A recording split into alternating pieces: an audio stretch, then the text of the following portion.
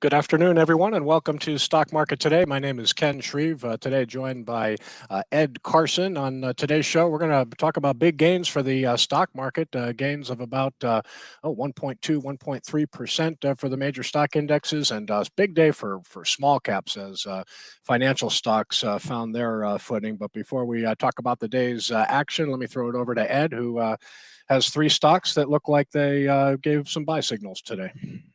Yeah, I want to take a look at Royal Caribbean, Taiwan Semiconductor, and ServiceNow, all showing strong action. Definitely encouraging after yesterday. Okay. Well, why don't we, Ed, why don't we have you pull up the IWM, start with small caps, because I'm seeing this index up over 2% by the close. You can see the IWM ETF here. Nice retake of the 50-day moving average. Nice pickup in volume today. Still looks like a challenged index to me, but noteworthy action today, don't you think, Ed? Yeah, there was a lot of the things that were really bad look a little less bad, and some good things turned better. It was a nice move here because yesterday was disappointing with the reversal from hitting resistance at the 50-day line. Getting above this for the first time in 2 months or so is a really positive sign. And the main catalyst for the buying today, I think we have to assume that President Biden is going to cut his trip overseas short and to focus on debt ceiling talks. So there's some growing optimism that an agreement will be reached here, and that's probably a big reason why sentiment was so strong today.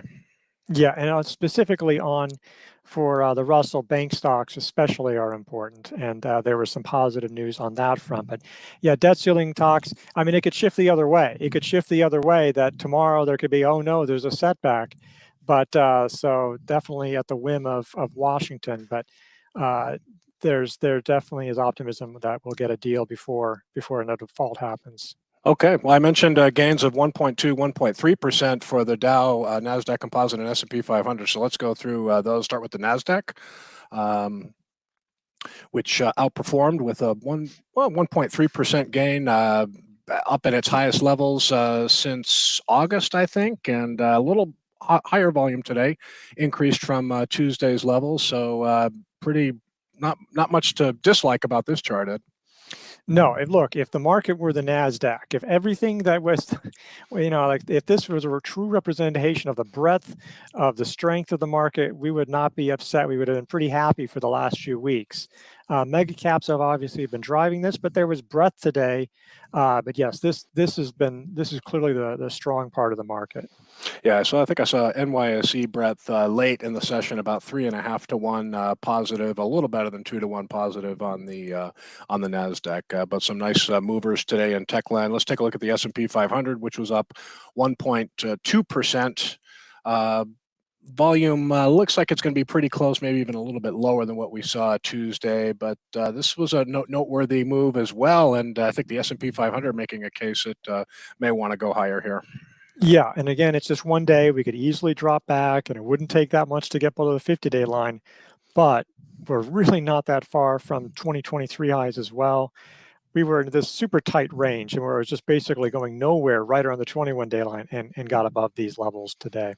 Okay, and the Dow Jones Industrial finally up 1.2%, and this is an index that has been kind of battling at the 50-day moving average, holding support. It closed below the line yesterday, retook it today, but still probably still has some overhead supply here. It's going to try to work its way back to 34,000, but that still looks like it could be a resistance level. All right, anything noteworthy? That 10-year yield today, 0TNX, that looks like it's coming up against a pretty major resistance level here, the 200-day moving average. So will it get through there, or will it get turned away like it did a couple of weeks ago?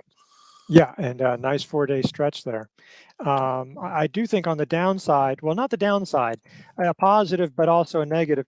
We saw definitely more breadth. Yesterday was very divergent, where the weakness was much worse because the mega caps were so strong. RSP, which is an equal weight for the S&P, that came up. Nice day today, in line with the indexes, still below all its moving averages here. So that's something you really want to see, that show some strength, because that's been a sign of the weakness. And so, yeah, good day on breadth today, but want to see some sustained gains in some of these measures.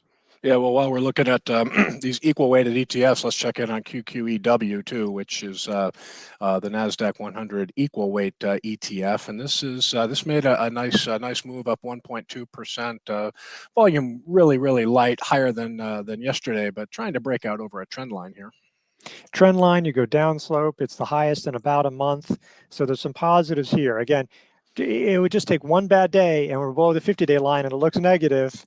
But this is almost like an early entry kind of thing. If we're looking at this as a stock, I mean, well, we probably want some more volume, as you alluded to, but the price action would be something like, hey, this is looking interesting here.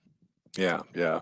Well, interesting to see these software stocks coming back to life. So I know you wanted to take a look at IGV, which is sort of like your cloud software ITF. This is looking pretty strong as well here. Yeah, did it get above? No, it did get above intraday and it unclosed well. So this is the highest in quite a while for this index, dominated by the likes of Microsoft, Salesforce, ServiceNow is a pretty good name, but you're seeing strength beyond this. So this is the strongest since last August as well. Nice to see this come on.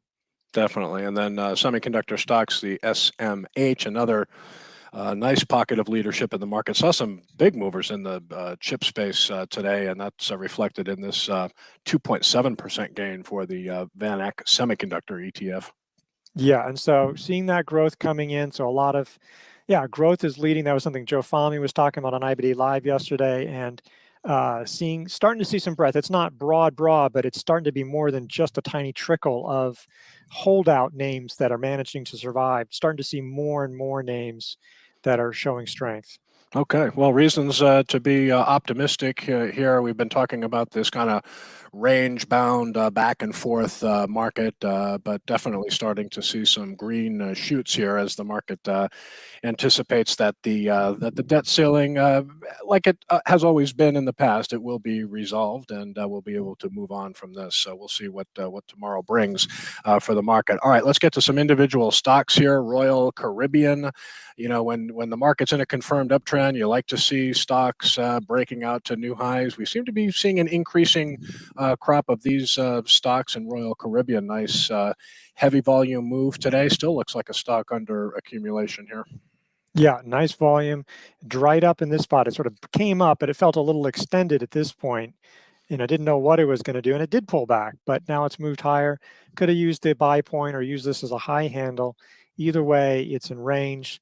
Nice action here. You're seeing the revenue growth is really pouring on. It's supposed to be profitable again this year, and then strongly the next year. Just finally turning a corner from obviously just abysmal COVID era. And there's other cruise line stocks, there's other airline stocks and travel stocks. This one is looking maybe the best right now, but there was a fair amount of strength in this sector today. Yeah, travel stocks, really good day for travel stocks today. So, yeah, I'll keep an eye on Royal Caribbean here. All right, well, semiconductor stocks, we want to take a look at Taiwan Semiconductor. TSM is the symbol here. And, nice gap above the 50-day moving average here with some heavy volume. Yeah, and you could probably see that it's coming up to around a trend line depending on how you draw it and how tightly you draw it. So it's coming up to or above that. So I think there was an early entry here. This has not been the leader lately. It has been in the past, but this makes chips for so many companies, including NVIDIA, including Apple. So you want to see this picking up again. Yeah, really strong volume after not not only basically one day in higher volume in a long time. So if this gets going, that's a really good sign for chips. And this is a huge component in SMH. Is a big reason why it was so strong today. Yeah, why don't we to pull up a chart of ACLS, another chip stock that looked like it was ready to pull back, and here's another chip stock that's trying to come out of a consolidation here, and also On Semiconductor, ON. A stock that's kind of building a good base here and close to breaking out. So very encouraging to see this renewed strength in the semiconductor sector. All right, we mentioned the outperformance of software stocks. We're going to hear from a few enterprise software stocks next week. Workday, Snowflake, Palo Alto Networks will be reporting earnings. But ServiceNow, here's another stock that seems to be breaking out to new highs here. Yeah, it sort of tried to break out here and that faltered, and that sometimes you just have to do, well, let's see if it sets up again. And this time it did. It's been coming on. Some of the catalysts today is that last night they announced their first ever stock buyback. They announced some AI initiatives with NVIDIA. That's after announcing some AI initiatives with Microsoft. That's the buzzword, and everybody wants to get in it. And so ServiceNow knows to do that. And so this has come up. The relative strength line is hitting a new high, certainly for the consolidation, getting basically the highest levels since last September. So this is one of your classic traditional business software giants. Really a good sign to see this one coming in, not just for the individual stock, but for the sector overall. Definitely. Well, encouraging chip stocks, software stocks. I'll tell you, this market, seems to be getting stronger, but we've been, again, just kind of stuck in this range where you just really don't know how the market's going to act one day to another. But we are in a confirmed uptrend, and that's the most important thing right now. So, be open to the fact that, we could see a little bit of a sustained rally here, but also realize that we're kind of still, S&P 500 anyway, still in a trading range. So encouraging action today, though. So, Ed, thanks very much for your insight as usual. Ed is going to be hosting IBD Live tomorrow morning. So if you haven't joined us on IBD Live, we go on the air 6:20 a.m. Pacific time, 9:20 a.m. Eastern time. Ed will be hosting tomorrow, and I'll be on with him as well. So go to investors.com/IBD Live if you'd like to check it out. And it's a great morning show filled with actionable stock ideas, and please do join us. So that'll do it for today. I'll be back here tomorrow with Justin as Ali enjoys some well-deserved time off. We'll see you back here tomorrow.